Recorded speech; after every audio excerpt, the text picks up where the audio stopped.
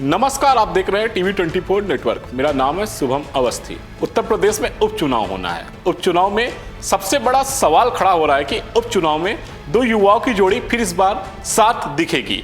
उपचुनाव में क्या साथ आएंगे यूपी के दो लड़के? उपचुनाव में सबसे बड़ी बात है कि कहां फंस रहा सपा और कांग्रेस में पेंच। यूपी में होने वाले विधानसभा उपचुनाव के लिए सभी दलों ने तैयारियां शुरू कर दी है। विधानसभा की 10 सीटों पर उपचुनाव होना है, जिसमें कांग्रेस ने इन 10 सीटों में से 5 सीटों पर लड़ने का प्रस्ताव हाईकमान को भेजा है। हालांकि कांग्रेस की ओर से सपा ने 2 सीटें देने की मूड में है। यूपी में लोकसभा चुनाव के नतीजों के बाद से ही कांग्रेस उत्तर प्रदेश में काफी ज्यादा उत्साहित है।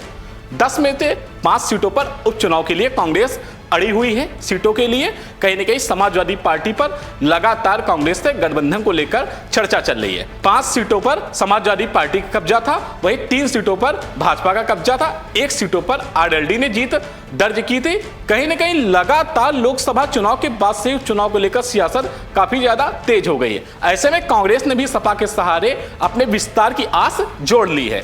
वर्तमान में कांग्रेस के पास विधानसभा की मात्र 2 सीटें हैं और लोकसभा चुनाव में सपा के साथ मिलकर गठबंधन का लाभ मिलने से उसकी सीटें 1 से बढ़कर 6 पर पहुंच गई हैं। ऐसे में कांग्रेस की प्रदेश इकाई की ओर से पार्टी हाईकमान को प्रस्ताव भेज दिया है।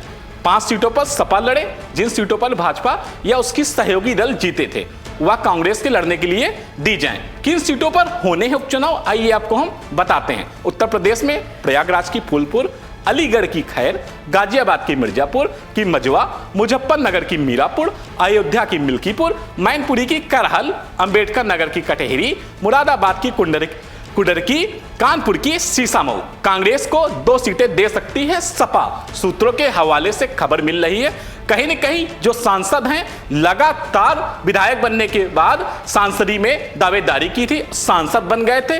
9 विधायक ऐसे थे जो केंद्र में जाकर सांसद बने, उनकी सीटें खाली हुई। 1 सीट सीसामऊ से इरफान सोलंकी खाली हुई, जिनका मामला न्यायालय में है आगजनी मामले में। कांग्रेस को उपचुनाव में लड़ने के लिए सिर्फ 2 सीटें दी जाएंगी या नहीं दी जाएंगी फिलहाल स्पष्ट नहीं है। प्रयास लगातार लगाए जा रहे हैं।